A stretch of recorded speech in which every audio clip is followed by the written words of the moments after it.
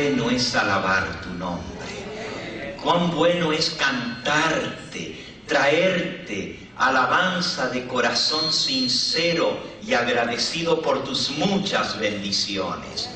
Padre Santo, venimos a ofrecerte un culto para gloria y honra de tu nombre. A través de Cristo Jesús queremos acercarnos hasta tu trono de gracia. Y que nuestra alabanza llegue a ti como incienso fragante ante tu trono. Que pueda llegar hasta tu presencia y que cada uno de los que estamos aquí podamos ofrecer ese incienso de nuestra alabanza ante ti, Señor. Acepta la adoración que te ofrecemos. Acepta nuestros diezmos, nuestras ofrendas, todo lo que hoy traemos para ti. Y háblanos tú a través de tu palabra, que tu presencia pueda sentirse en nuestro medio de tal manera que al salir de aquí digamos, estuvimos verdaderamente con Dios. Todo esto te lo agradecemos y te lo pedimos en el nombre precioso de Jesús. Busquemos en la palabra de Dios, en las Sagradas Escrituras, en el Nuevo Testamento. La lectura bíblica de esta mañana se encuentra en el Evangelio de Mateo, capítulo 27, versículo 50.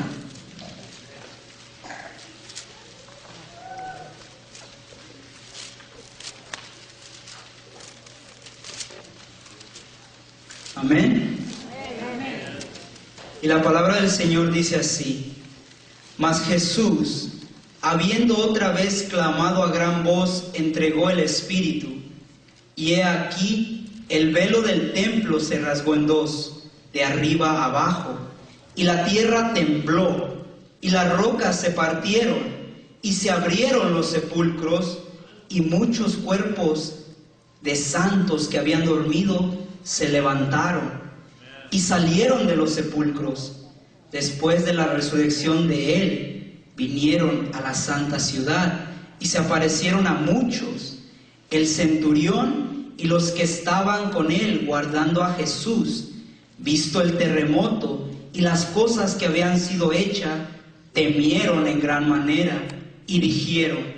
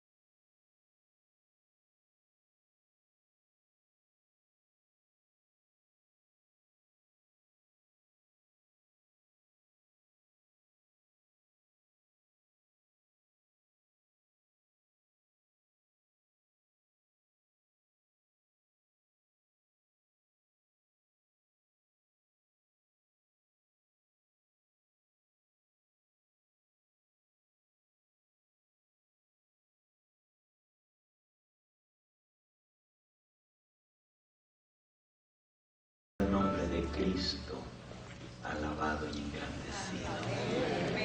Qué hermoso es escuchar estas alabanzas a su nombre. En verdad, esta semana, toda esta semana, el cielo se llenó de alabanzas. La semana pasada nosotros iniciamos la celebración de una fecha que nos recuerda 3 grandes eventos en el plan de redención. Comenzamos la semana pasada con lo que se conoce en la Biblia como los 7 días de los panes sin levadura. Por 7 días. Y comenzamos celebrando en el día en que se celebraba la Pascua, el 14 de Nisan, el sábado pasado. Comenzamos celebrando en ese primer día de los panes sin levadura, un día especial de consagración al Señor, participando juntos de la cena del Señor. ¿Cuántos tuvieron el privilegio de asistir al banquete que se dio en honor de Jesús de Nazaret? ¿Puedo ver las manos? ¿A cuánto les gustó ese banquete? Amén. ¿Verdad que fue algo maravilloso?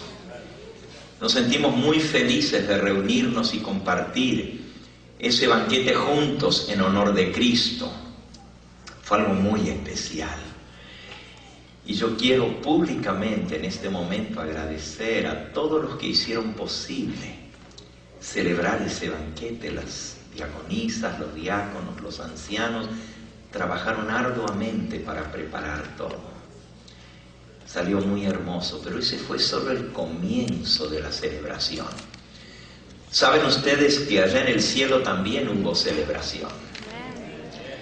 Porque cada vez que se cumple esa fecha, se recuerda también en el cielo el sacrificio de Cristo cuando Él estuvo en esta tierra y derramó su sangre por nosotros. Y la Biblia nos dice que por todos los siglos sin fin de la eternidad hemos de adorar al Señor en su presencia y mes tras mes, sábado tras sábado, y en cada una de esas y mes tras mes, sábado tras sábado, y en cada una de esas fiestas especiales que nos recuerda el plan de salvación, vamos a adorar en su misma presencia. Hoy vamos a hablar un poquito de esos 7 días de los panes sin levadura y lo que se celebraba para concluir una serie que estamos estudiando sobre el significado de las fiestas judías en el plan de redención. Muchos se preguntaron, bueno, ¿será que aquí en el centro evangelístico se van a celebrar las fiestas judías? Déjenme repetir lo que dije este martes, y estamos en parte de esta serie que esta tarde hemos de concluir sobre el significado de la fiesta de los panes sin levadura. Déjenme repetir lo que dije el martes, y lo voy a leer directamente del libro Deseado de todas las gentes, en la página 608.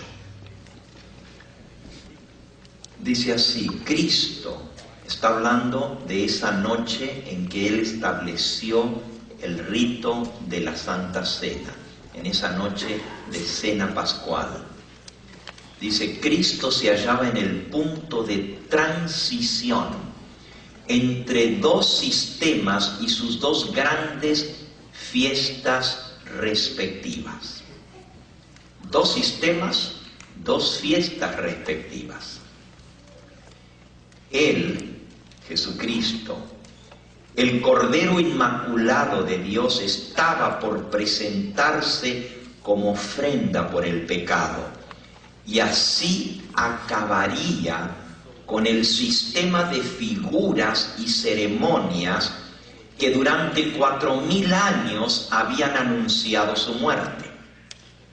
Cuando entró el pecado en este mundo, Dios estableció un sistema de figuras, de símbolos, de ceremonias con las cuales se remitía el pecado, se quitaba el pecado del pecador que lo confesaba, se traspasaba sobre un animal inocente Y ese animalito entonces tenía que ser sacrificado, su sangre tenía que ser derramada como símbolo de que un día ese Cordero de Dios vendría a derramar su sangre para pagar por nuestros pecados. Eso se estableció desde la entrada del pecado.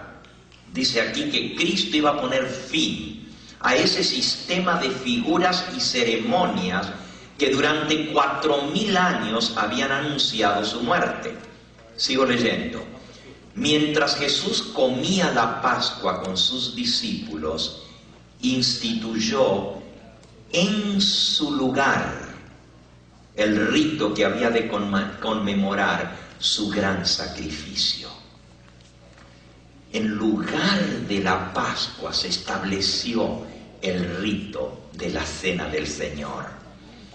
La fiesta nacional de los judíos iba a desaparecer para siempre. Así que nosotros no estamos celebrando la fiesta de los judíos en ningún momento, porque aquí claramente se nos dice que esa fiesta iba a desaparecer para siempre. Pero en su lugar Cristo estableció otra fiesta conmemorativa de su muerte. Termina diciendo la cita: el servicio que Cristo estaba estableciendo habría de ser observado por sus discípulos y seguidores en todos los países y a través de todos los siglos. Así que la Pascua caducó con la muerte de Cristo. Ya no sacrificamos más animalitos, ya no tenemos más una cena pascual con un cordero, porque ya el Cordero de Dios, que quita el pecado del mundo, fue sacrificado por nosotros. Cristo, dice el apóstol San Pablo, es nuestra Pascua, que fue sacrificada por nosotros. Primera de Corintios, capítulo 5 y versículo 7. Limpiaos pues de la vieja levadura, para que seáis nueva masa, sin levadura, como sois, porque nuestra Pascua, que es Cristo, ya fue sacrificada por nosotros. Así que celebremos la fiesta, no con la vieja levadura ni con la levadura de malicia y de maldad, sino con panes sin levadura, de sinceridad y de verdad. El apóstol Pablo nos dice que debemos celebrar esa fiesta de los panes sin levadura, pero haciendo de Cristo el centro de esa fiesta. La Pascua de los judíos terminó y en su lugar se estableció esta fiesta que nosotros celebramos en la misma fecha en que Cristo la estableció. Esa fecha recordaba su muerte en la cruz del Calvario. Pero durante esos 7 días de los panes sin levadura, había otras celebraciones. Por ejemplo, el primero de esos 7 días de panes sin levadura era un sábado dedicado a Jehová. No importa qué día de la semana cayera, ese día se celebraba como sábado ceremonial. Y luego, el 7º día de esa semana de los panes sin levadura, también era un día que no se trabajaba, era otro sábado ceremonial. Podemos leer de esto en el libro de Levítico, en el capítulo 23. Y algunos podrán preguntarse en esta hora, bueno, si ya la Pascua caducó, si las fiestas de los judíos terminaron, ¿por qué entonces estamos hablando de esto?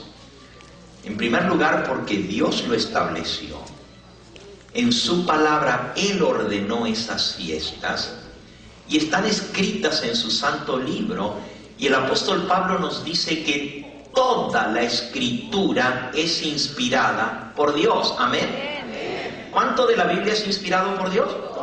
Toda. Y es útil para enseñar, para redarguir, para corregir, para instruir en justicia. Si toda la Escritura es inspirada por Dios, también esto que estamos leyendo Dios lo inspiró. Y ya no podemos decir, no, eso no tiene nada que ver con nosotros porque ya caducó. Por algo Dios lo dio y es útil para nosotros, para enseñarnos del plan de salvación. Entonces en Levítico 23 nos dice así, versículo 1 en adelante. Habló Jehová a Moisés diciendo, habla a los hijos de Israel y diles, las fiestas solemnes de Jehová, las cuales proclamaréis como santas convocaciones, serán estas. 6 días se trabajará, mas el 7º día será sábado, reposo, santa convocación, ningún trabajo haréis, día de reposo es de Jehová en donde quiera que habitéis. El sábado del 7º día es fiesta a Jehová y todavía nosotros celebramos esa fiesta. ¿O caducó el sábado? No, el sábado no caducó. Todavía lo celebramos como fiesta a Jehová, por eso estamos aquí hoy. De igual manera las otras fiestas que Él estableció nos recuerdan los grandes eventos en el plan de redención. Pero terminó todo lo que era ceremonia, símbolo, figura, sacrificios, ofrendas por el pecado, había de terminar en la cruz del Calvario. Entonces sigamos leyendo, versículo 4.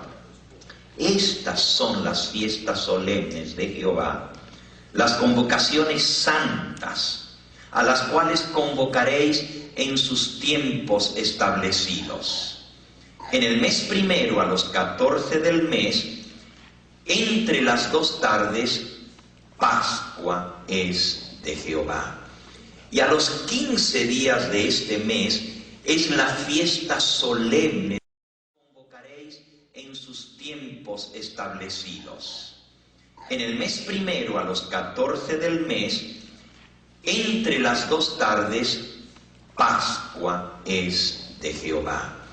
Y a los 15 días de este mes es la fiesta solemne de los panes sin levadura a Jehová. 7 días comeréis panes sin levadura.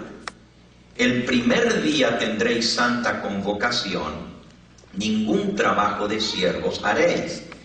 Y ofrenda a Jehová ofreceréis, 7 días ofrenda encendida. El 7º de esos 7 días será santa convocación, ningún trabajo de siervos haréis. Así que esta fiesta que duraba 7 días de los panes sin levadura, el primero y el 7º eran sábados. Y tú puedes decir, pero ¿qué tiene que ver esto con nosotros hoy en día? Dios lo estableció con un motivo, y si nosotros ni entendemos por qué Dios puso esto, ¿cómo vamos a entender el plan de salvación y los grandes eventos que Dios hizo para enseñar a su pueblo? Por 1500 años el pueblo celebró la Pascua el 14 de Nisán y celebró la fiesta de los panes sin levadura por 7 días. ¿Por qué? ¿Por qué Dios la estableció? El martes vimos que recordaba la salida de Egipto, que recordaba la gran liberación que Dios hizo de su pueblo cuando lo sacó de la esclavitud, y por 7 días tuvieron que comer panes sin levadura hasta que vino la liberación del Mar Rojo.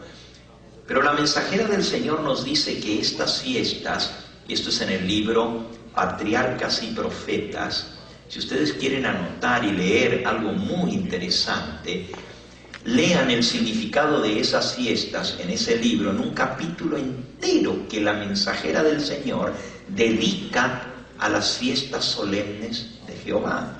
Un capítulo entero en el libro patriarcas y profetas.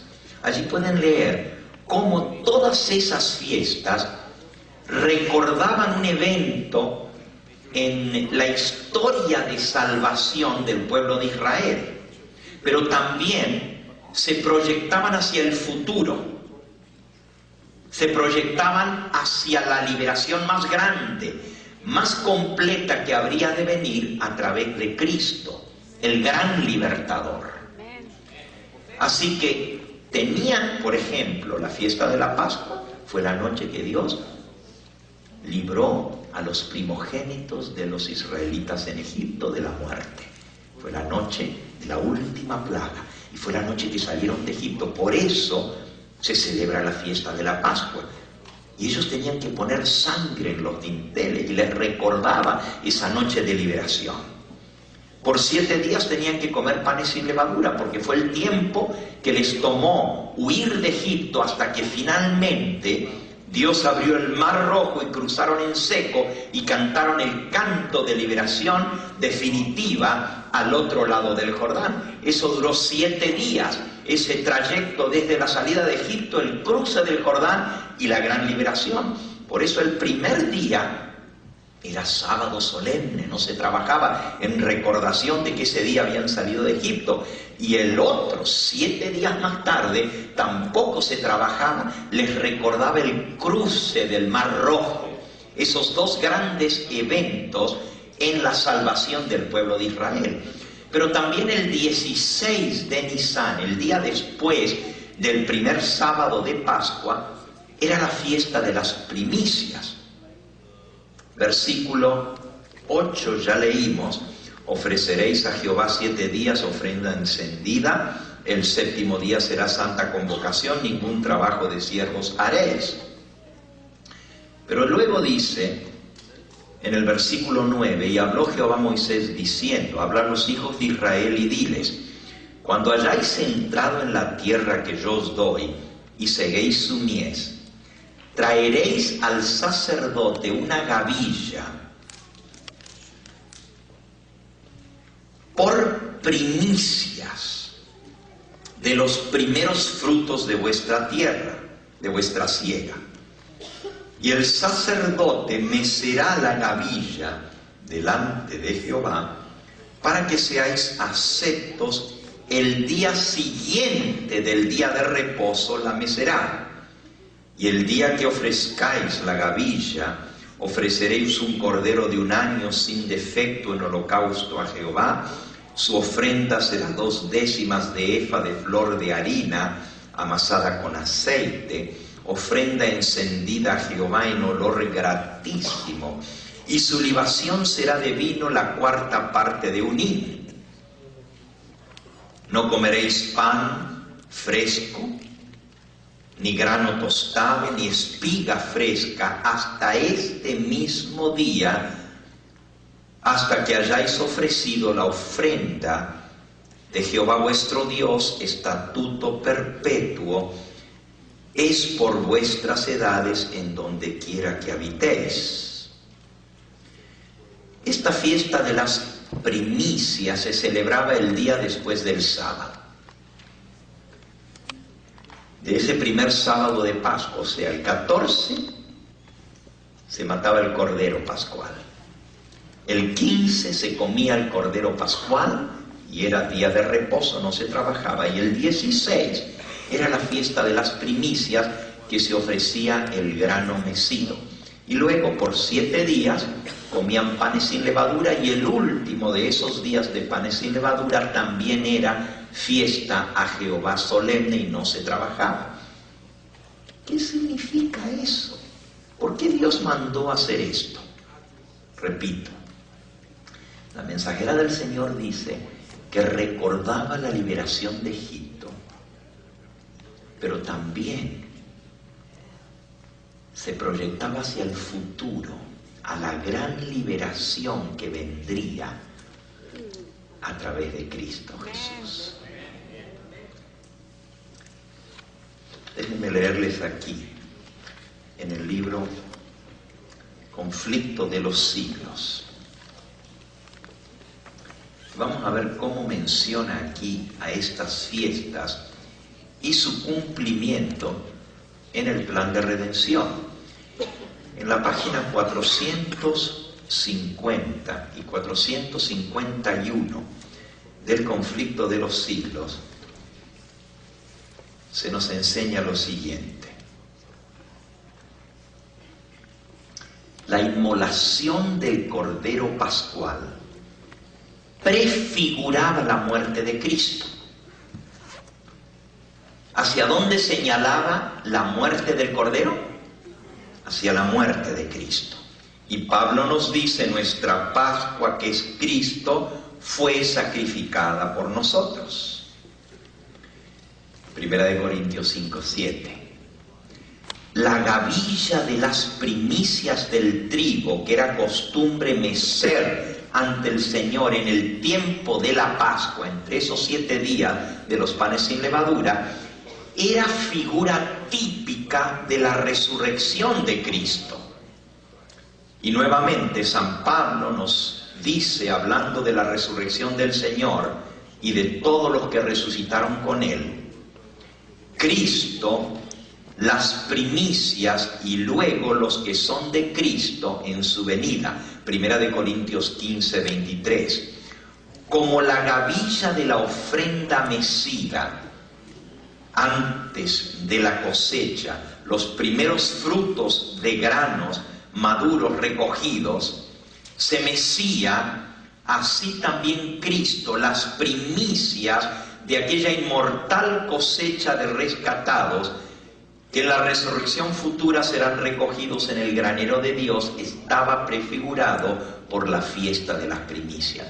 Así que la fiesta de las primicias prefiguraba la resurrección de Cristo. Y ahora vamos a ver por qué se mecía una ofrenda, por qué se presentaba una gavilla de grano de trigo. Dice la mensajera del Señor, estos símbolos se cumplieron no solo en cuanto al acontecimiento que prefiguraban, sino también en cuanto se cumplieron, no solo en cuanto al acontecimiento que prefiguraban, sino también en cuanto al tiempo exacto en que se celebraban. Fíjense, no solamente Cristo vino como Cordero y estaba simbolizado por el Cordero Pascual, pero Él vino a morir en el mismo día en que se mataba el Cordero Pascual, a la misma hora que se sacrificaba ese Cordero Pascual. En el mismo momento que el pueblo de Israel estaba matando el corderito en todas las casas para manchar con la sangre el dintel y los postes, en esa misma hora Jesucristo fue crucificado y su sangre estaba manchando los postes de la cruz y el poste levantado, los dos lados, sus manos y su cabeza ensangrentada, chorreando como hacía la sangre en los postes y el dintel que chorreaba en la entrada de la puerta, en el umbral de la puerta. Así la sangre de Cristo chorreó al pie de la cruz. Y la cruz es la puerta de entrada para el reino de los cielos. Por eso la sangre tenía que chorrear en la puerta de entrada para que tú y yo pudiéramos tener salvación y ser pasados por alto cuando venga el ángel destructor de la muerte. Eso prefiguraba. Pero Cristo no solamente murió como Cordero Pascual, pero también murió en la fecha exacta de la Pascua, en el mismo día, a la misma hora. ¿Qué entonces simbolizaban los 7 días de los panes sin levadura en el plan de redención? Nadie habla de esto. Como eso ya se acabó y ya no celebramos 7 días de panes sin levadura, no tiene nada que ver. Claro que tiene que ver, porque los símbolos de la Pascua se cumplieron no solo en cuanto al acontecimiento que prefiguraban, sino también en cuanto a la fecha exacta. El día 14 del primer mes de los judíos, el mismo día, en el mismo mes, Y a la misma hora que por largos 15 siglos el pueblo de Israel había inmolado el Cordero Pascual, Cristo, después de haber comido la Pascua con sus discípulos, estableció la institución que debía conmemorar su propia muerte como Cordero de Dios que quita el pecado del mundo. En aquella misma noche de Pascua fue aprehendido por manos impías para ser crucificado e inmolado. Y como antitipo de la gavilla mecida, cuando Jesús resucitó de entre los muertos al tercer día, resucitó en el día de las primicias.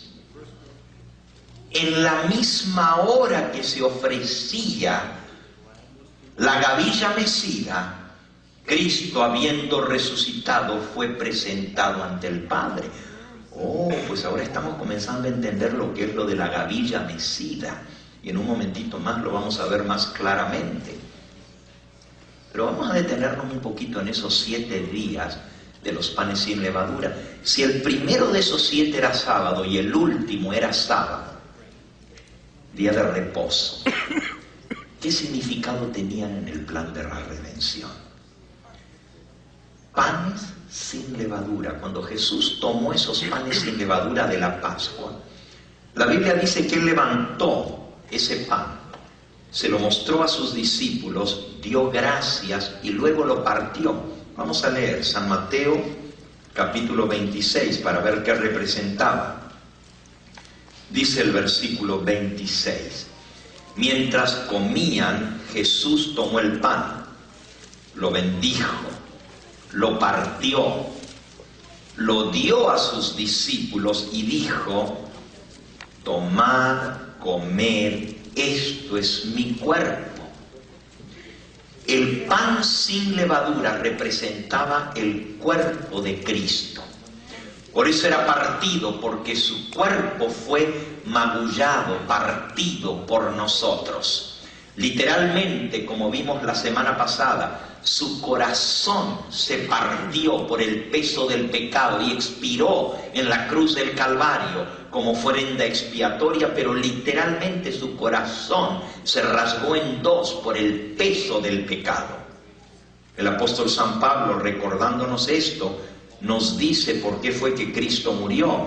En 1 Corintios capítulo 15 nos dice en el versículo 3: porque primeramente os he enseñado lo que asimismo recibí, que Cristo murió por nuestros pecados conforme a las Escrituras. O sea, murió de acuerdo a lo que señalaba la Torá, las Escrituras. Él murió en el día de Pascua conforme a las Escrituras. Y luego dice: y fue sepultado y resucitó al tercer día conforme a las Escrituras. Otra vez Cristo vino a cumplir esas fiestas en su propia vida. ¿En qué otro lugar en la Biblia, sino en Levítico 23, se habla acerca de que Él iba a resucitar al tercer día? No hay ningún profeta del Antiguo Testamento que diga que el tercer día Cristo resucitaría. Pero eso estaba prefigurado en el ritual de la Pascua. Por eso Pablo dice: conforme a las Escrituras. Cristo fue sepultado y conforme a las Escrituras, Él resucitó al tercer día. Miren, el tercer día se conoce en lenguaje judío como la fiesta de las primicias. Así le llaman hasta el día de hoy. El tercer día. Así se le llama la fiesta de las primicias. El tercer día. Porque el primer día es Pascua, el segundo es sábado y el tercero es primicia. Por eso tercer día. Y Pablo dice: Cristo resucitó conforme a las Escrituras al tercer día. Pero ese día entre medio del 14 y el 16, que es el 15, el 15 es fiesta solemne de los panes sin levadura. ¿Por qué? Porque el cuerpo magullado, herido, sangrante, el corazón roto de Cristo, estuvo partido por nosotros todo ese sábado del primer día de los panes sin levadura, su corazón estuvo partido, su cuerpo magullado en la tumba. El primer día de los panes sin levadura nos recuerda el cuerpo de Cristo envuelto en una sábana, el cuerpo de Cristo descansando en la tumba en ese sábado primero de los panes sin levadura. Interesante. En el momento en que Cristo murió, vamos ahora a Lucas capítulo 23, San Lucas 23, y concuerda con Levítico 23, porque habla de lo mismo. San Lucas 23.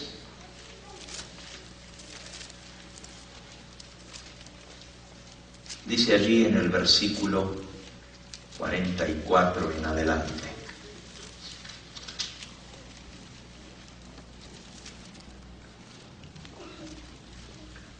cuando era como la hora sexta, hubo tinieblas sobre toda la tierra hasta la hora novena. El sol se oscureció, el velo del templo se rasgó por la mitad, y entonces Jesús, clamando a gran voz, dijo: Padre, en tus manos encomiendo mi espíritu. Y habiendo dicho esto, expiró. Y cuando el centurión vio lo que había acontecido, dio gloria a Dios, diciendo: verdaderamente este hombre era justo. Y toda la multitud de los que estaban presentes en ese espectáculo, viendo lo que había acontecido, se volvían golpeándose el pecho. Pero todos sus conocidos y las mujeres que le habían seguido desde Galilea estaban lejos mirando estas cosas. Y había un varón llamado José de Arimatea, ciudad de Judea, el cual era miembro del concilio, varón bueno y justo, que también esperaba el reino de Dios y no había consentido en el acuerdo ni en los hechos de ellos. Ciudad de Judea, el cual era miembro del concilio, varón bueno y justo, que también esperaba el reino de Dios y no había consentido en el acuerdo ni en los hechos de ellos, fue a Pilato y pidió el cuerpo de Jesús. Y habiéndolo quitado, lo envolvió en una sábana, lo puso en un sepulcro abierto en una peña, en el cual aún no se había puesto a nadie.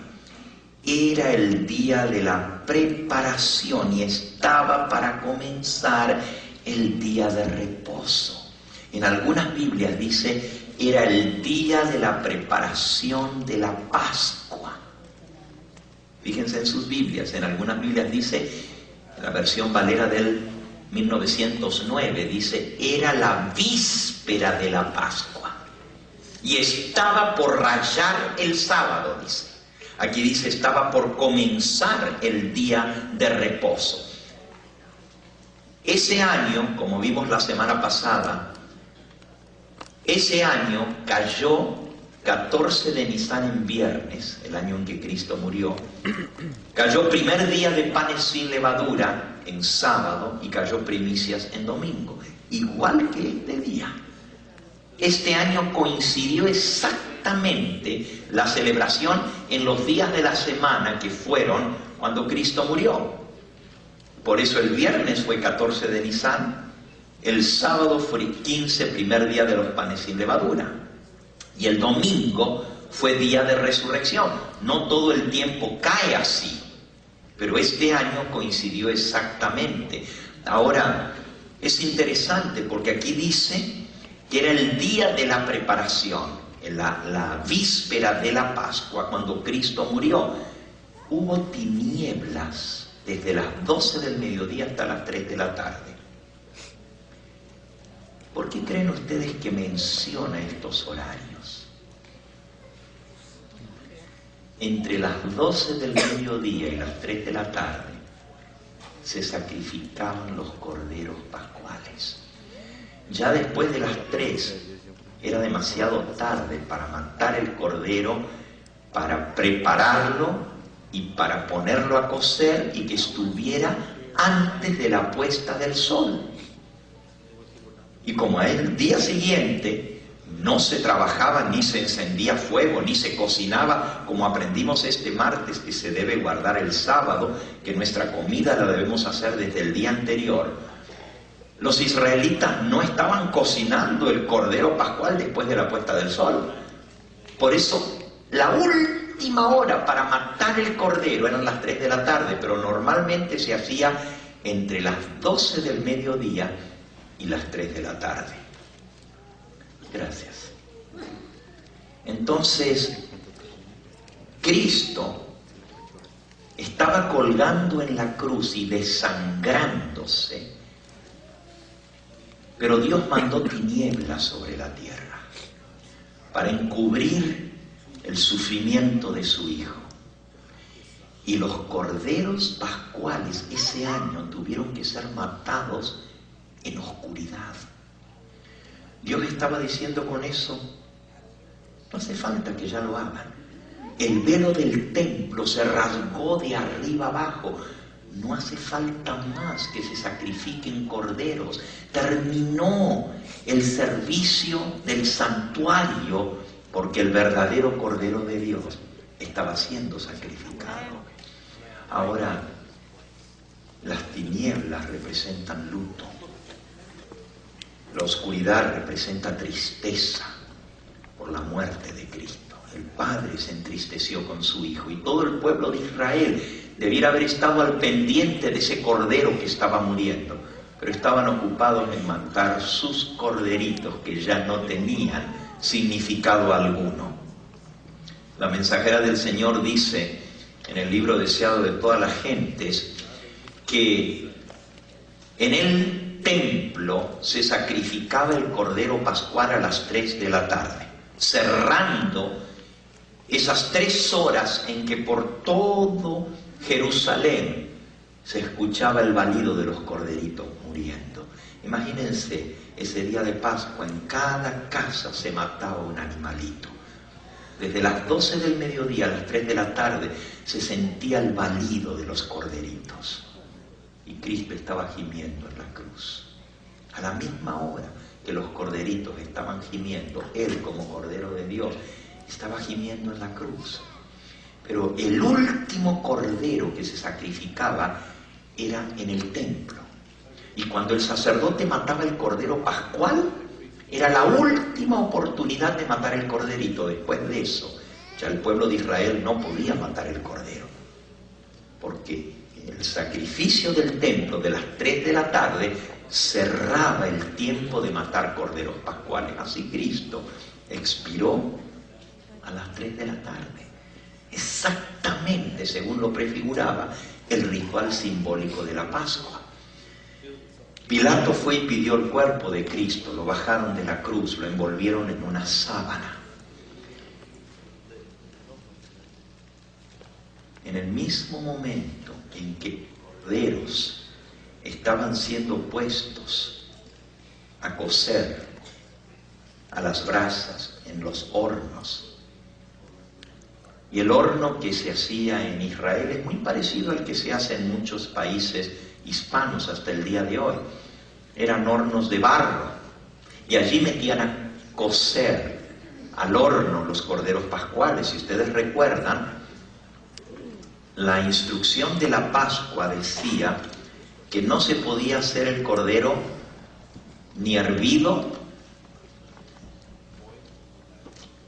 ni de ninguna otra manera, ni frito, sino que tenía que ser al horno. Eso lo pueden leer en Éxodo, en el capítulo 12. Dice el versículo 9, ninguna cosa comeréis del cordero cruda, ni cocida en agua, sino asada al horno. El cordero tenía que ser puesto en el horno. ¿Por qué? Porque simbolizaba cuando Cristo iba a ser puesto en la tumba. Iba a ser introducido en el horno de la aflicción. Y así Pilato entrega el cuerpo de Cristo, da la orden, y José de Arimatea lo baja y lo ponen en una tumba que nadie jamás había sido puesto, una tumba nueva, y lo envuelven con una sábana. Todo eso sucede para que durante las horas del sábado el cuerpo de Cristo estuviera en pleno descanso. Quiere decir que la fiesta de los panes sin levadura nos recuerda el primer sábado la sepultura de Cristo. El domingo, el día después del sábado, las primicias, la resurrección. Y usted dice, pero ¿y por qué 7 días de panes sin levadura? Ya vamos a llegar ahí, poquito a poco, pero vamos a ver ahora del segundo día de los panes sin levadura, que es el de las primicias, o el tercer día de la Pascua, como se le llama la fiesta de las primicias, el tercer día. Vamos a ver qué pasaba ese día. Déjenme contarles un poquito. Esta información yo la conseguí del libro de Erzheim, Los servicios y el ritual del templo judío en la época de Cristo. Es un libro de un judío que cuenta cómo se celebraban los servicios en la época de Cristo en el templo. He ido compilando información y les voy a decir rápidamente en una exposición corta cómo se celebraba la fiesta de las primicias, para que entendamos cómo esto se cumple en el plan de redención. Porque ya leímos que la mensajera del Señor dice que Cristo cumplió no solamente los símbolos de la fiesta, pero también el día exacto, a la hora exacta. Ok, vamos a ver la fiesta de las primicias. Miren, en la fiesta de las primicias tenían que traer las primeras espigas de su campo los israelitas. Espigas de trigo, que es lo primero que madura. Y no podían cortar ni comer de lo que iban a cosechar, sino hasta haberle ofrecido al Señor las primicias. Después de eso entonces podían cosechar el campo. También en Jerusalén los sacerdotes tenían que ofrecer una gavilla. El pueblo traía sus gavillas, pero el sacerdote tenía que recoger una gavilla de un campo. Se echaban suerte sobre los campos en... Los sacerdotes tenían que ofrecer una gavilla. El pueblo traía sus gavillas, pero el sacerdote tenía que recoger una gavilla de un campo. Se echaban suerte sobre los campos en torno a Jerusalén. There were lots cast. ¿Okay? Se echaban suerte sobre los campos alrededor de Jerusalén. Y según a quién le caía la suerte, the lot was cast. Entonces el sacerdote iba el viernes, porque recuerden que el sábado no hacían eso, el viernes, para poder marcar el campo y santificarlo, del cual se iba a cortar la gavilla mecida. ¿Y a qué hora se hacía eso? Bueno, entre las 12 del mediodía y las 3 de la tarde se echaban las suertes. Qué interesante, que sobre Cristo también se echaron suertes. ¿De acuerdo? Que los soldados echaron suertes sobre Cristo. Pero entonces, a donde caía la suerte, el sacerdote iba el viernes entre las 12 y las 3 de la tarde a marcar el campo.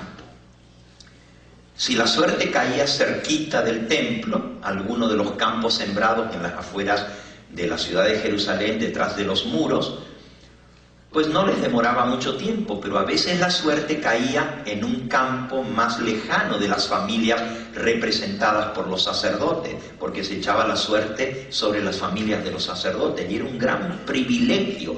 Quizás una vez en la vida les tocaba que la gavilla de las primicias fuera cortada de su campo, así que todos estaban al pendiente al echarse suerte. Toda la familia de sacerdotes se reunía para ver a quién le caía el privilegio de la suerte de las primicias. Entonces, luego el sumo sacerdote, o el sacerdote designado, junto con la familia de sacerdotes, iba hasta el campo. Llegaban allá, pero antes de las 3 de la tarde tenían que estar frente al campo, porque a la hora del sacrificio de la tarde, cuando sonaba el cuerno que anunciaba el sacrificio de la tarde, el sacerdote marcaba el campo. ¿Cómo se marcaba el campo? el campo se cercaba, se le ponía un cerco alrededor y se ponían guardias que guardaran ese campo para que ningún animal ni ninguna persona entrara a ese campo santificado hasta que se cortara la gavilla. Eso significaba que nadie podía entrar a sus campos a cortar gavilla hasta que se ofreciera las primicias a Jehová. Esos guardias permanecían allí hasta la mañana del domingo, cuando el sacerdote llegaba de regreso, y esta vez venía con un carro tirado de bueyes. Bajaban la cuesta de Jerusalén, subían al otro lado las cuestas, porque toda Jerusalén está rodeada de montañas, y entonces iban llegando hasta el campo con un carro tirado de bueyes. El pueblo salía al encuentro del carro y acompañaba hasta el lugar donde se iba a cortar la gavilla. Y entonces con solemnidad el sacerdote llegaba al campo y cortaba la cuerda con que se había marcado el campo, se había cercado, y entraba dentro del campo con una hoz y recogía un manojo de gavillas. Ataba las gavillas y las colocaba arriba del carro tirado por bueyes. Y una vez que él colocaba sus gavillas, entonces los del pueblo que habían traído sus gavillas desde sus casas, desde sus campos, colocaban arriba de esa gavilla la suya, y se iba llenando todo el carro de manojos de espiga. El carro iba avanzando, pero se detenía cada cierto tiempo para que los adoradores que iban saliendo de los distintos lugares de Jerusalén, por donde iba a pasar la procesión del carro, pudieran colocar sus gavillas. Y el carro se iba llenando y se hacía una parva grande, llena de todas las gavillas de cada uno de los que habían traído sus primicias para Jehová. Y entonces el carro iba avanzando y los cantores iban delante cantando, alabando a Jehová. Se cantaban los cánticos de Pascua. Bueno, no tengo tiempo en esta mañana de darles cuáles eran los salmos que se iban cantando para la época de Pascua, pero el carro iba avanzando muy despacito y todo el pueblo se reunía en esa procesión e iban alabando a Dios. Y entonces al llegar a la última colina donde ya se veía los muros y donde se veía el templo, se detenía el carro y cantaban el salmo que dice: bendito los ojos que te ven, Jerusalén. Irá llorando el que lleva las gavillas, pero al fin vendrá con gozo presentando el fruto a Jehová. Y todo el pueblo se unía en el cántico de los levitas, y entonces bajaban la cuesta, cruzaban el torrente de Cedrón y subían al templo para ofrecer las gavillas, y tenían que estar en el templo a las 9 de la mañana. Eso era la fiesta de las primicias. Entonces a las 9 de la mañana, el sacrificio matutino, el sacerdote ofrecía las gavillas frente a Jehová y las mecía sobre el altar para que fueran aceptos delante de Jehová. Así dice Levítico capítulo 23. ¿Qué significa todo eso? Bueno, ahora escuchen porque es muy interesante. A la hora del viernes a las 3 de la tarde, cuando el sacerdote estaba marcando el campo, Dios se encargó de marcar de dónde se iban a recoger las gavillas. Vamos a leerlo. Fue nuestra lectura bíblica de hoy.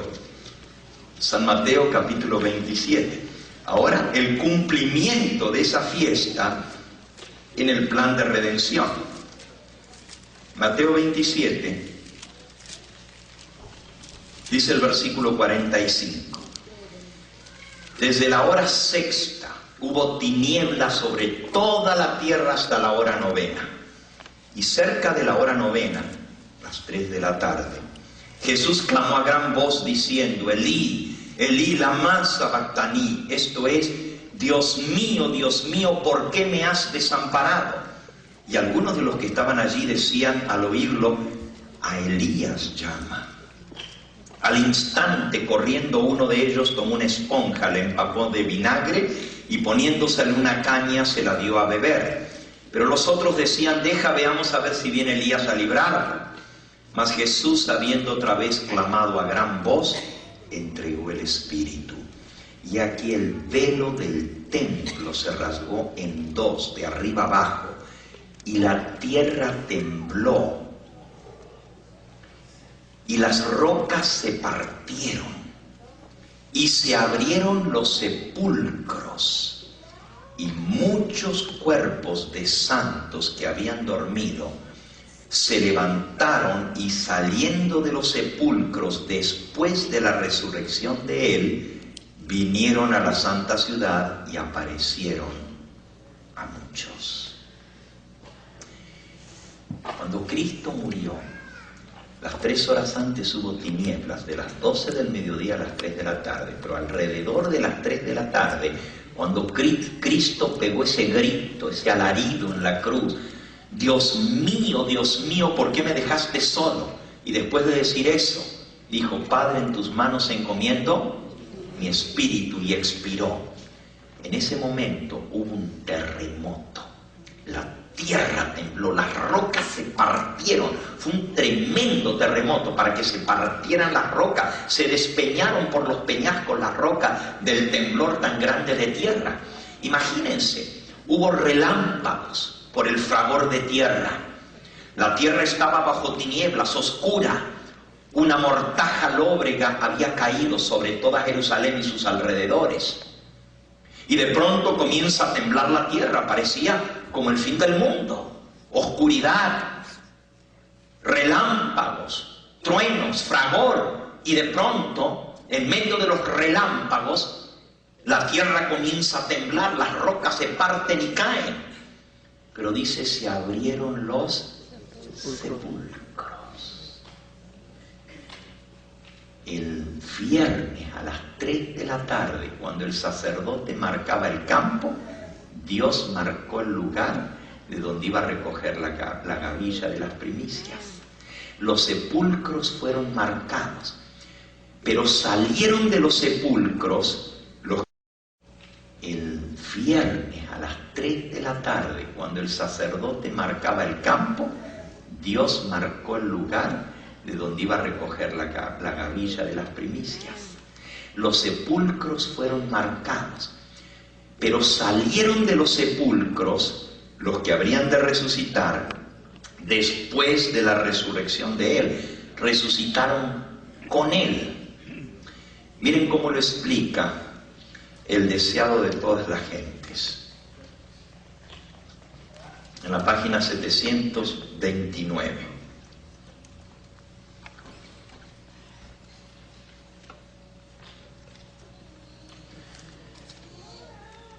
Déjenme leerles un poquito antes, porque vamos a hablar ahora de la resurrección de Cristo.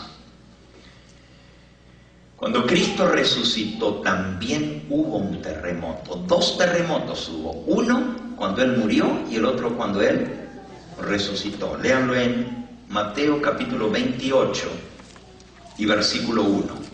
Pasado el día de reposo, pasado el sábado, al amanecer del primer día de la semana, vinieron María Magdalena y la otra María a ver el sepulcro. Y hubo un gran terremoto, no un terremoto pequeño, a great earthquake, porque un ángel del Señor, descendiendo del cielo y llegando, removió la piedra y se sentó sobre ella. Su aspecto era como el relámpago y su vestido era blanco como la nieve, y de miedo de él los guardas temblaron y se quedaron como muertos. Ahora, déjenme leerles cómo describe la resurrección de Cristo el libro Primeros Escritos. Página 181, dice así: los discípulos descansaron el sábado entristecidos por la muerte de su Señor, mientras que Jesús, el Rey de Gloria, permanecía en la tumba. Su cuerpo, quebrantado por nosotros, descansaba en la tumba de José. Al llegar la noche de ese sábado, vinieron los soldados a guardar el sepulcro del Salvador.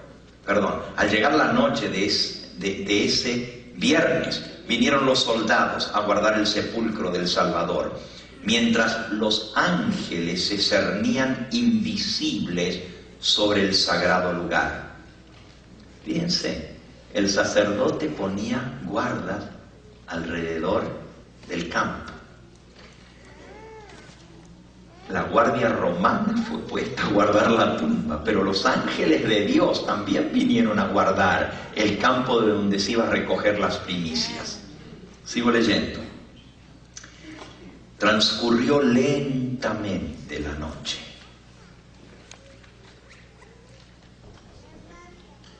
Después del sábado, aunque era todavía oscuro, los ángeles que vigilaban sabían que se acercaba el momento de libertar a su caudillo, el amado Hijo de Dios. ¿Y cómo sabían? Porque ellos sabían que a la hora que se recogía la gavilla temprano por la mañana, iba a salir la gavilla de las primicias. Ellos lo sabían por la profecía. Cristo resucitó al tercer día conforme a las Escrituras. ¿Y a qué hora? A la hora que se cortaba la gavilla. Según donde caía el campo, era el corte de la gavilla. Si les tomaba 1 hora venir con el carro tirado de caballos del campo, pero como el carro iba parándose a cada parada para que ellos pusieran las gavillas y para que cantaran los cánticos de alabanza a Sión, normalmente esa procesión tomaba desde la salida del sol hasta que llegaban al templo un poco antes de las 9 para poder ofrecer la gavilla mecida. Así que desde temprano por la mañana se iba a cortar la gavilla aún siendo oscuro. Ahora miren cómo dice. Mientras los ángeles aguardaban con profundísima emoción la hora del triunfo, un potente ángel bajó del cielo en vuelo velocísimo. Su rostro era como el relámpago, el cielo fulguraba como que fueran grandes rayos. ¿Qué creen que eran los rayos? El ángel de Dios que venía bajando del cielo. Pero dice que su rostro fulguraba, sus ropas eran brillantes como la luz, su rostro como el relámpago, su vestidura como la nieve. Su fulgor iba abriéndose paso a través de las tinieblas por donde pasaba, y su brillante esplendor hacía que salieran huyendo aterrorizados los ángeles malignos que habían pretendido triunfalmente hacer guardia para demandar que el cuerpo de Cristo les pertenecía. El diablo también había puesto apuestas ahí, había apostado a sus ángeles malignos. Así que Cristo fue guardado por 3 tipos de guardias. Los guardias romanos, que los puso el sumo sacerdote para asegurarse que no robaran el cuerpo, por orden de los romanos, de Pilato. Luego los ángeles de Dios que guardaban la tumba, y luego los ángeles del demonio que hicieron un cordón alrededor para reclamar que ese cuerpo les pertenecía. Como Cristo había muerto por el pecado, la muerte era la paga del pecado, no podía resucitar, porque la paga se tenía que cumplir. Y el diablo decía, de esta no se escapa, no vamos a dejar que saquen el cuerpo de Cristo de la tumba. Sigue diciendo, el ángel hizo ahuyentar, despavoridos y aterrorizados a los ángeles malignos que habían sido apostados por Satanás, pretendiendo triunfalmente que era suyo el cuerpo de Jesús. Un ángel de la misma hueste que había presenciado la humillación de Cristo quedó junto a la tumba vigilándola todo el tiempo. Así que uno de los mismos ángeles que estuvo y vio todo lo que le hicieron a Cristo, burlas, las bofetadas, las escupidas, los golpes, los azotes, que presenció todas humillaciones, él no se apartó de la tumba. Estuvo haciendo guardia todo el tiempo y vigiló la tumba sin apartarse de ella. Pero ahora, al ver el ángel que bajaba del cielo, se unió a él y juntos bajaron al sepulcro. Al acercarse los dos ángeles, el suelo se estremeció y hubo un gran terremoto. Los soldados de la Guardia Romana quedaron aterrorizados. ¿Dónde estaba ahora el poder de ellos para guardar el cuerpo de Jesús? No pensaron en su deber ni en la posibilidad de que los discípulos hurtasen el cuerpo del Salvador. Al brillar en torno al sepulcro la luz de los ángeles, más refulgentes que el sol, al ver los relámpagos y escuchar la tierra temblar, los soldados de la Guardia Romana cayeron al suelo como muertos. Uno de los dos ángeles echó mano de la enorme losa y empujándola a un lado con un solo dedo, se sentó encima de la roca. El otro ángel entró en la tumba y con inmensa devoción y cariño comenzó a desenvolver el lienzo que envolvía la cabeza de Jesús. Poquito a poco le fue sacando el lienzo que estaba envuelta a su cabeza, el sudario. Entonces el ángel que había bajado del cielo, con voz que hizo estremecer toda la tierra, exclamó: Tú, Hijo de Dios, tu Padre te llama, sal fuera. La muerte no tuvo ya dominio sobre Jesús. Se levantó de entre los muertos como un triunfante vencedor. La hueste angélica contemplaba la escena con solemne admiración. Y al surgir Jesús del sepulcro, la hueste angélica contemplaba la escena con solemne admiración. Y al surgir Jesús del sepulcro, aquellos resplandecientes ángeles se postraron en la tierra para adorarle. Lo saludaron con cánticos triunfales de victoria. Los ángeles de Satanás, que huyeron ante la refulgente y penetrante luz de los ángeles celestiales que habían bajado, amargamente fueron a quejarse a su rey. ¿Quién es el rey de los ángeles malignos? Satanás. De que por violencia se les había arrebatado la presa. Le fueron a decir a Satanás, violentamente se metieron. Nosotros estábamos aguantando allí, pero no pudimos. Nos sacaron a un lado y se metieron y no pudimos defender el cuerpo. Por violencia se nos ha arrebatado la presa. Y aquel a quien tanto odiamos, dijeron los ángeles malignos, ha salido de la tumba. Satanás y sus huestes se habían ufanado de que su dominio sobre el hombre caído había hecho yacer en la tumba al Señor de la vida. El diablo había jurado que no permitiría que él saliera de la tumba. Por eso había puesto una guardia en torno, un cordón de los ángeles más poderosos para defender la tumba.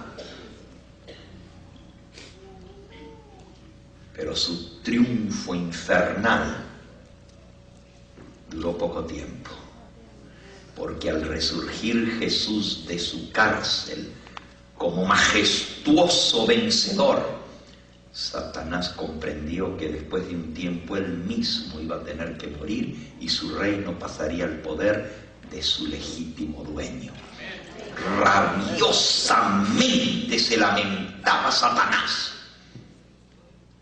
Presentaba sus quejas y lamentos más terribles delante de sus ángeles.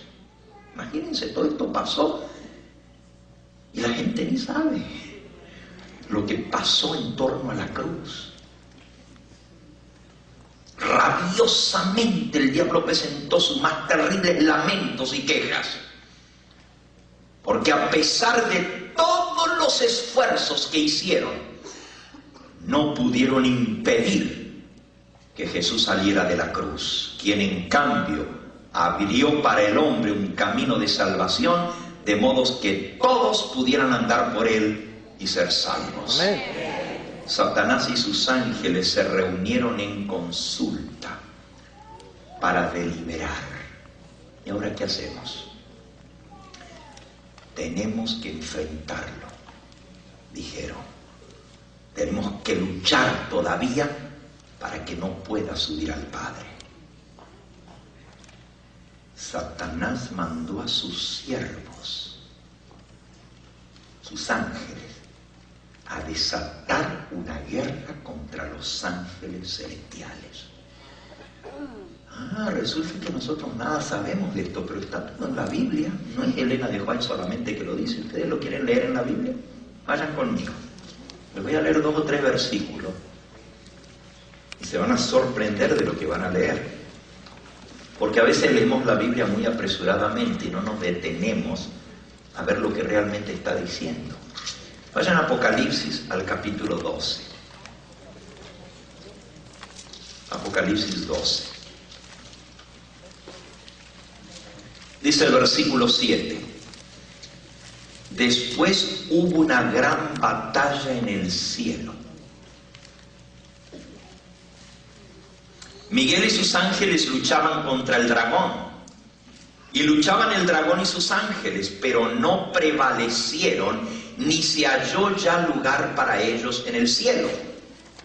Y usted dice, pastor, pero eso está hablando de la batalla allá en el cielo, en el comienzo, cuando el diablo se rebeló. Well, read again. Read your Bible more carefully. Because it's not talking about that.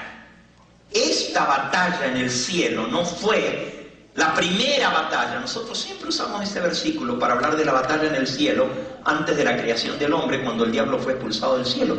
Pero este versículo no está hablando de eso. ¿Cómo lo sé? Sigan leyendo, miren. Hubo una gran batalla en el cielo. Miguel y sus ángeles luchaban contra el dragón. Y luchaban el dragón y sus ángeles.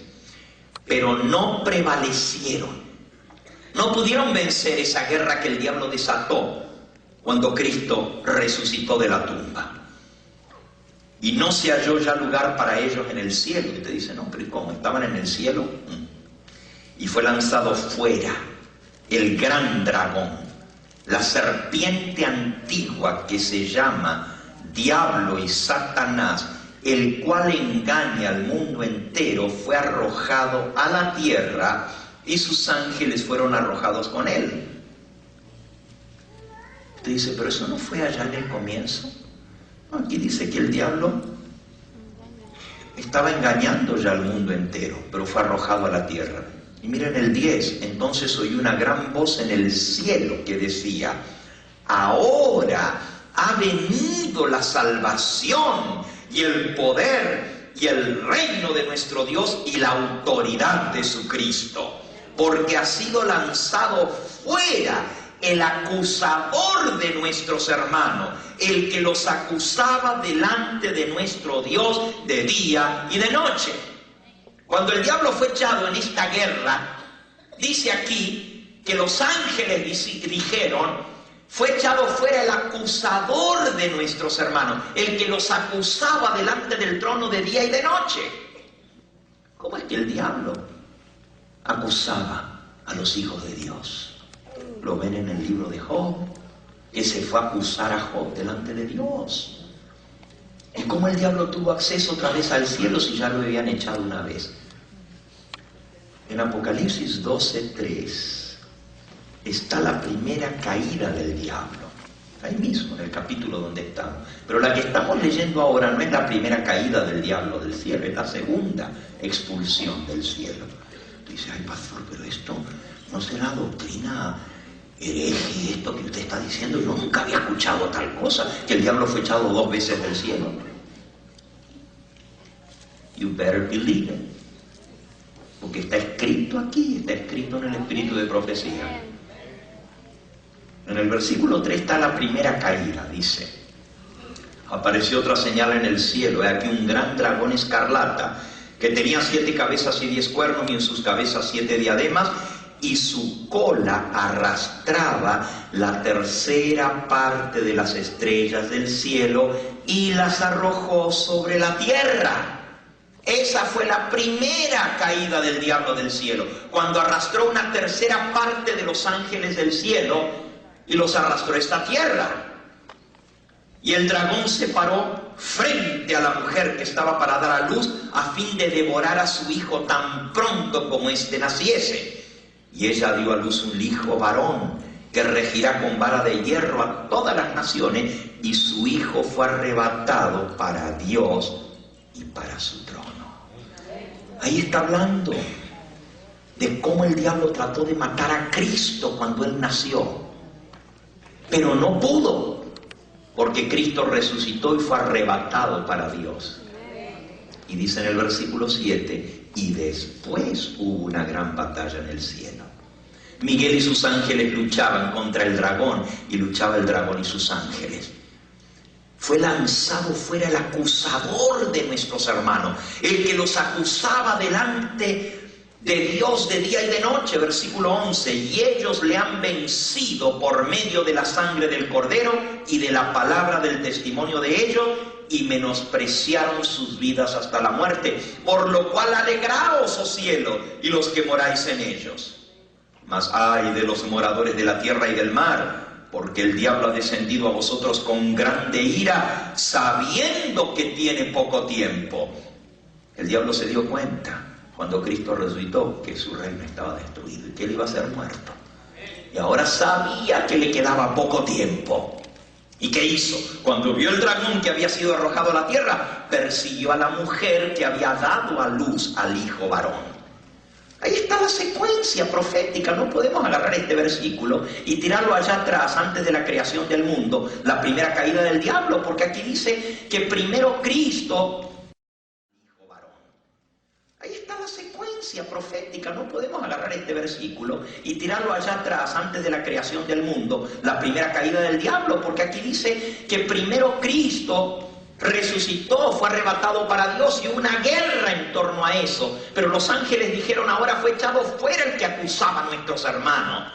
Le han vencido por la sangre del Cordero, por lo cual alegraos cielos y los que moráis en él. Mas ay de los moradores de la tierra y del mar, porque el diablo ha descendido a vosotros con gran poder, sabiendo que le queda poco tiempo. Y el diablo se fue a perseguir a la mujer que había dado a luz al hijo varón. ¿Acaso la mujer había dado a luz al hijo varón en la eternidad, allá antes, la primera vez que el diablo cayó? No, está hablando de la segunda caída del diablo.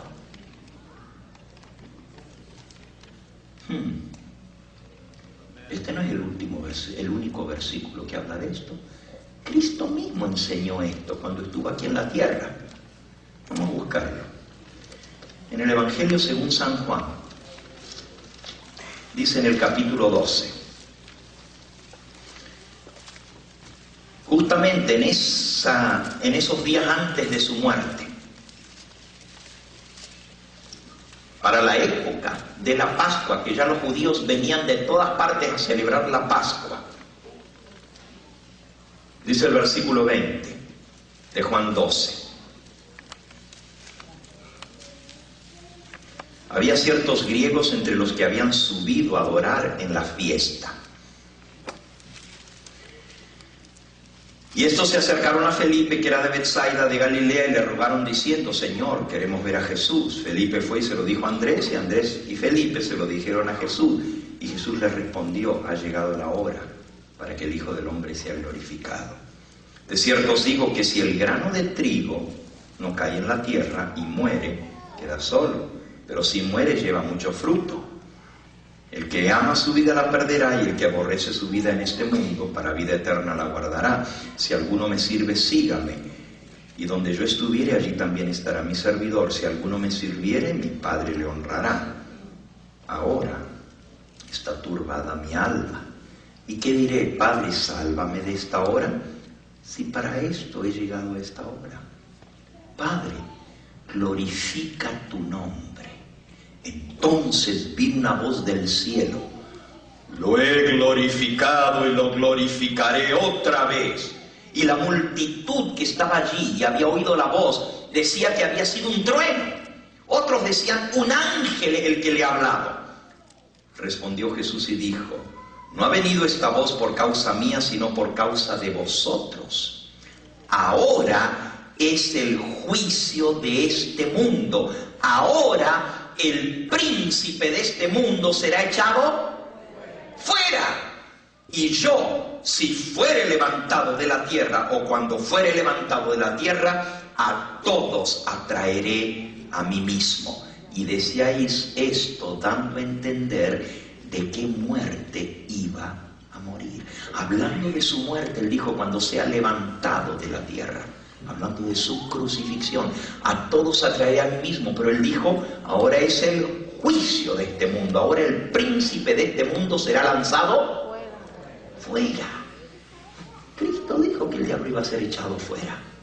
Y Apocalipsis nos confirma: fue lanzado fuera el acusador de nuestros hermanos, el que los acusaba de día y de noche delante de Dios. Ahora, tengo que volver a la fiesta de las primicias, pero quería explicarles un poquito de esa guerra. Les leo un versículo más y entonces esta tarde vamos a terminar el tema de hoy, porque es interesantísimo. Yo les dije que les voy a explicar por qué son 7 días de los panes sin levadura y qué prefiguran eso en el plan de salvación. Ya vimos lo que prefigura la Pascua, ya vimos lo que prefigura el primer sábado de los 7 días de los panes sin levadura. Prefiguraba la sepultura de Cristo y su cuerpo en la cruz. Ya vimos lo que prefiguraba la fiesta de las primicias, su resurrección. Y todavía no hemos terminado las primicias. Pero esta tarde vamos a ver qué son los 7 días de los panes sin levadura y qué simbolizan en el plan de redención, y qué simboliza el segundo sábado ceremonial y qué prefiguraba. Porque algo tiene que significar, no lo dio Dios de balde, no lo dio simplemente de oquis. Por algo Dios lo puso, y eso tiene que ver con Cristo y con el plan de redención. Pero la mayoría de la gente no se detiene en esto, porque dicen: no, esas fiestas ya fueron abolidas, ya no tenemos nada que ver con eso, eso ya pasó. Pero Cristo las vino a cumplir, como Él cumplió los 7 días de los panes sin levadura. ¿Qué significa eso en el plan de redención? Ok, déjenme terminar las primicias en unos minutos más, y esta tarde vamos a concluir esta serie sobre la fiesta de la Pascua y su significado en el plan de redención. Ok, vamos ahora a lo de las primicias. Ya les dije que se marcó el campo en la muerte de Cristo. Pero en su resurrección, junto con Jesús salió un grupo de los que resucitaron con Él. ¿Cuántos? Una multitud. Vamos a leerlo en el libro de Efesios, en el capítulo 4. Efesios capítulo 4 dice, versículo 8.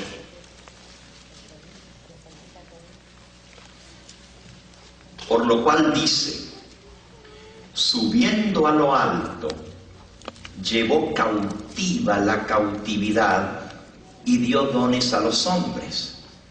Y esto de que subió, ¿qué es? Sino que también había descendido primero a las partes más bajas de la tierra, hablando de su muerte. El que descendió es el mismo que también subió por encima de todos los cielos para llenarlo todo.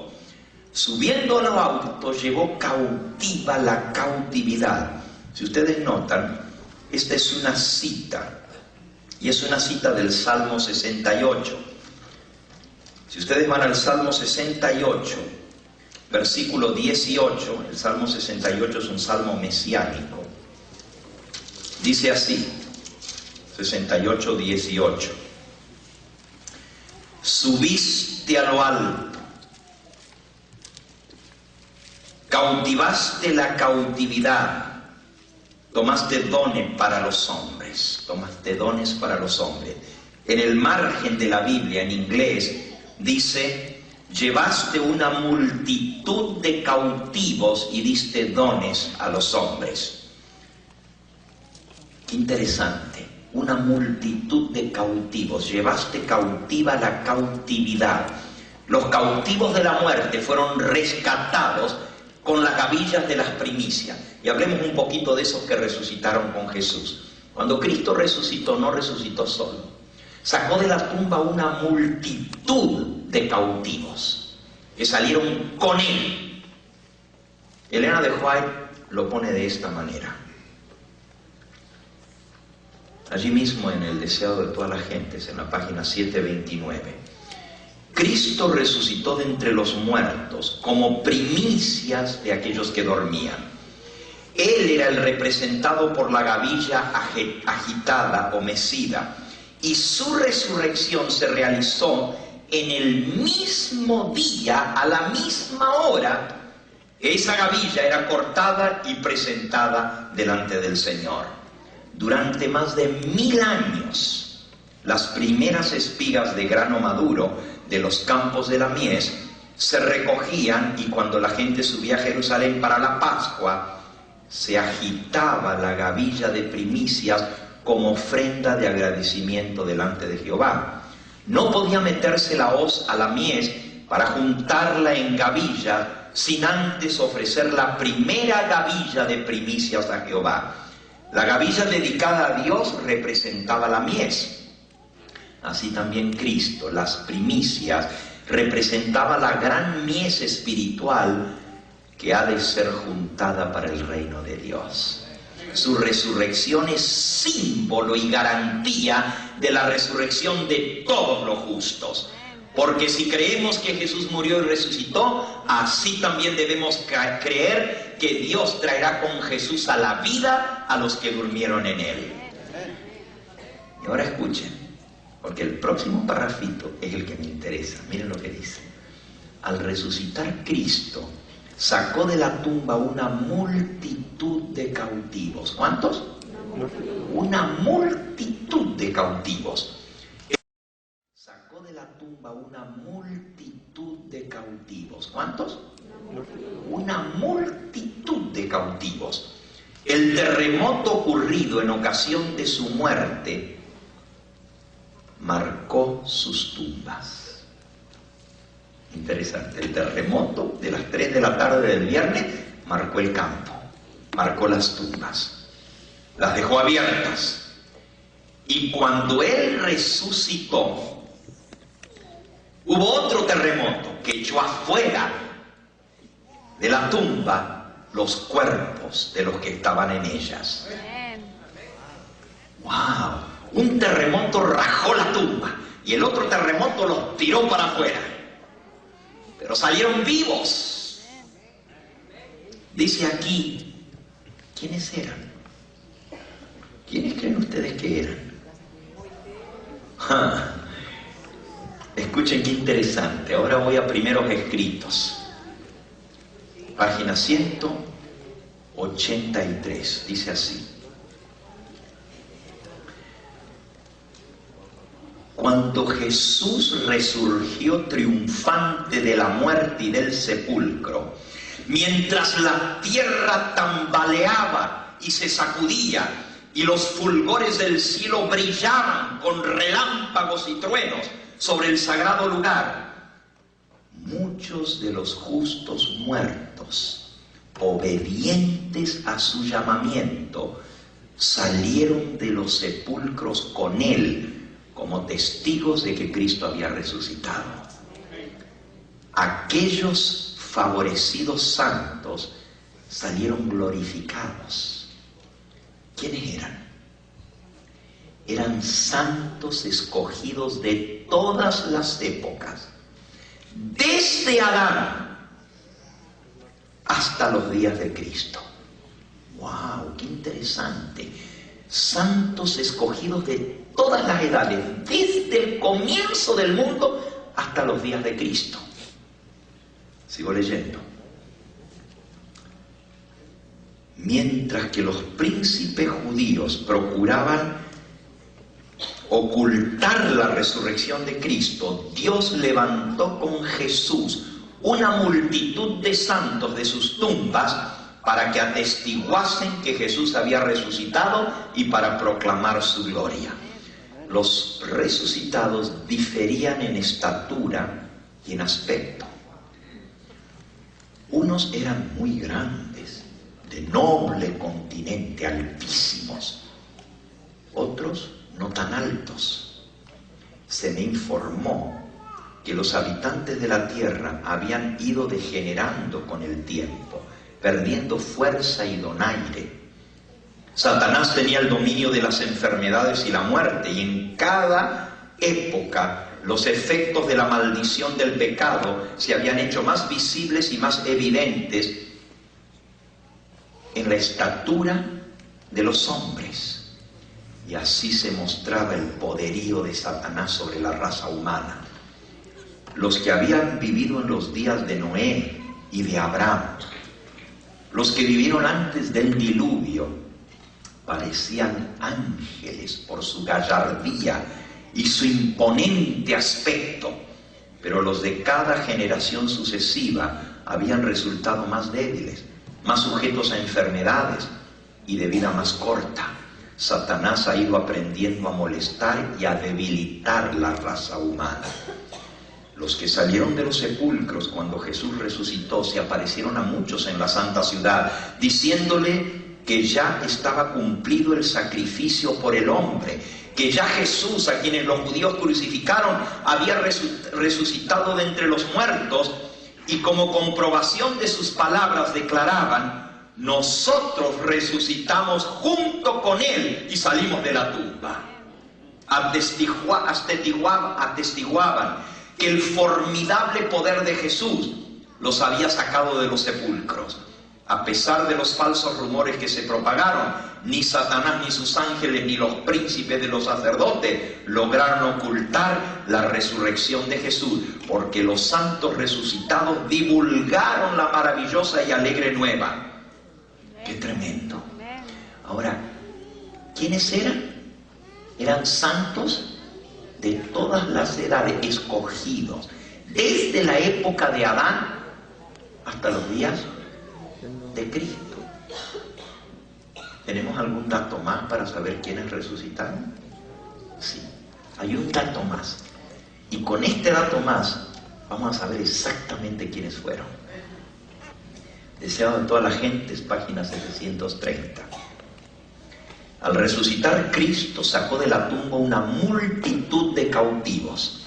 El terremoto ocurrido en ocasión de su muerte había marcado y abierto sus tumbas.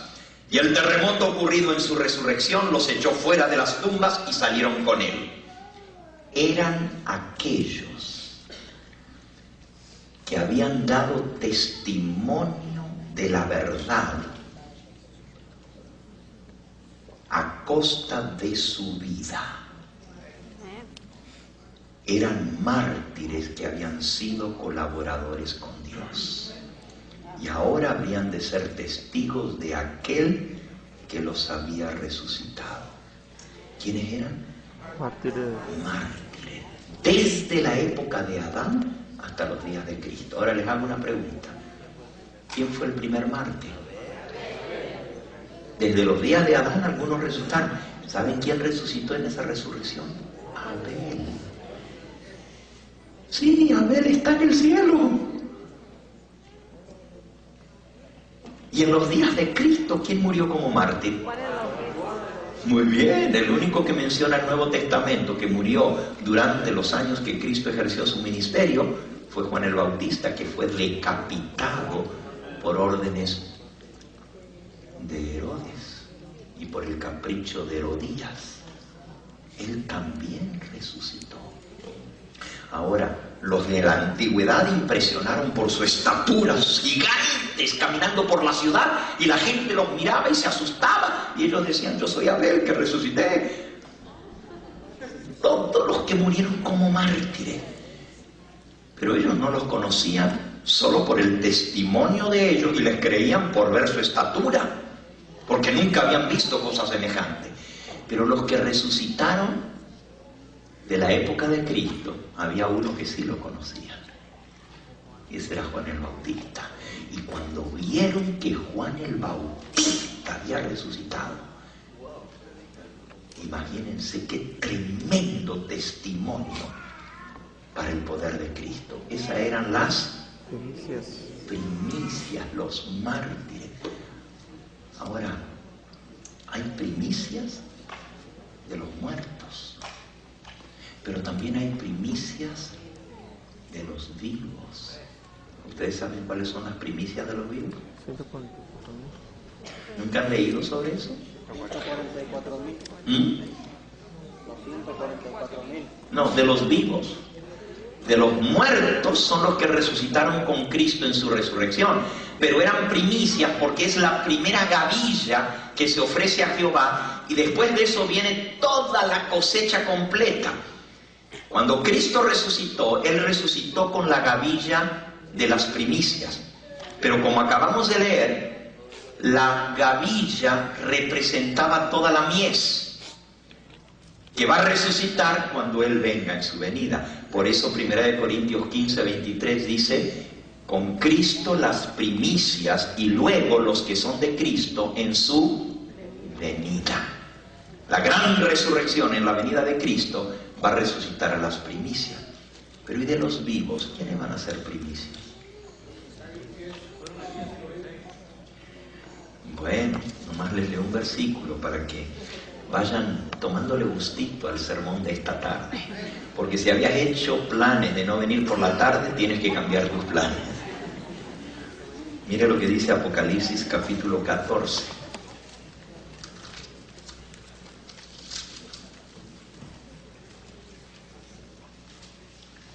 Después miré y aquí el Cordero estaba en pie sobre el monte de Sión, y con él 144.000 que tenían el nombre de él y de su Padre escrito en la frente. Y oí una voz del cielo como el estruendo de muchas aguas, como el sonido de un gran trueno. La voz que oí era como de arpistas que tocaban sus arpas y cantaban un cántico nuevo delante del trono y de los 4 seres vivientes y de los ancianos. Y nadie podía aprender aquel cántico sino nuevo delante del trono y de los 4 seres vivientes y de los ancianos, y nadie podía aprender aquel cántico sino aquellos 144.000 que fueron redimidos de entre los de la tierra. Estos son los que no se contaminaron con mujeres, pues son vírgenes. Estos son los que siguen al Cordero por doquiera que va. Estos fueron redimidos, escuchen ahora, entre los hombres como primicias para Dios y para el Cordero. Y en sus bocas no fue hallada mentira, pues son sin mancha delante del trono de Dios. Hay una multitud de primicias que son los 144.000, pero la primicia representa la gran cosecha final. Esta tarde vamos a hablar de esas primicias. Y vamos a entender un poquito más muchas cosas que a veces no están claras en nosotros. Y les voy a contestar la pregunta en este sermón final de la tarde, que es el que va a cerrar esta semana de los panes sin levadura. Vamos a responder la pregunta: ¿por qué 7 días de panes sin levadura? ¿Y por qué el séptimo de esos 7 días es sábado y no se trabaja, como el primero de esos 7, que fue la sepultura de Cristo? Todas las fiestas judías, todas las fiestas que Jehová estableció cuando el pueblo salió de Egipto, son fiestas que recordaban la liberación, pero se proyectaban hacia el futuro, hacia la gran liberación que es Cristo. Y tenían un significado en el plan de redención. Conmemoran, señalan como símbolo, como tipo de los grandes eventos en el plan de redención. La Pascua, la muerte de Cristo. El primer sábado de los panes sin levadura, su sepultura. El tercer día, su resurrección, las primicias.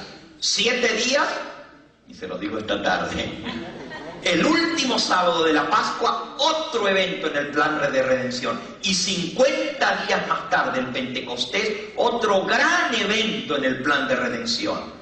Pero no solo las fiestas de primavera, también las fiestas del otoño tienen su cumplimiento. ¿No saben ustedes que fue un día de expiación?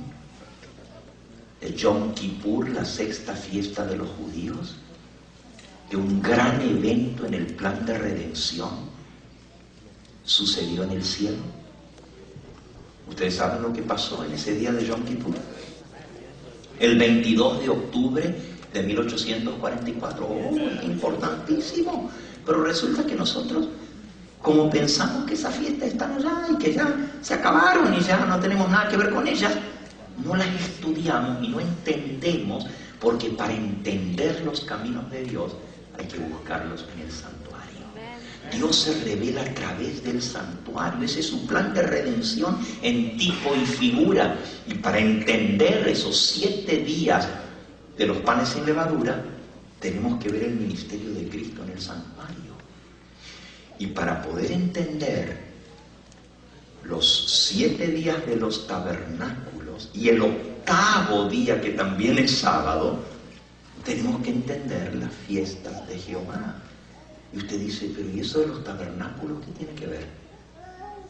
Nosotros estamos viviendo ahora en el día de expiación, pero todavía la fiesta de los tabernáculos no se ha cumplido, está en el futuro. Amén. Todavía falta cumplirse.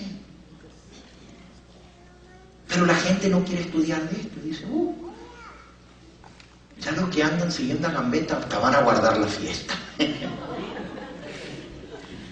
Sí, porque eso fue lo que andan diciendo esta semana los rumores por ahí. Sigan ese hombre y van a terminar siendo judíos igual que él. Pues yo me enorgullezco de ser cristiano y judío espiritual. Porque Pablo dice que los judíos espirituales somos los que tenemos a Cristo en el corazón. Romanos, en el capítulo 2, nos dice quiénes son los verdaderos judíos. Romanos capítulo 2. Dice en el versículo 28, porque no es judío el que lo es exteriormente, ni es la circuncisión la que se hace exteriormente en la carne, sino que es judío el que lo es en lo interior. Y la circuncisión es la del corazón, en espíritu, no en letra, la alabanza del cual no viene de los hombres, sino de Dios.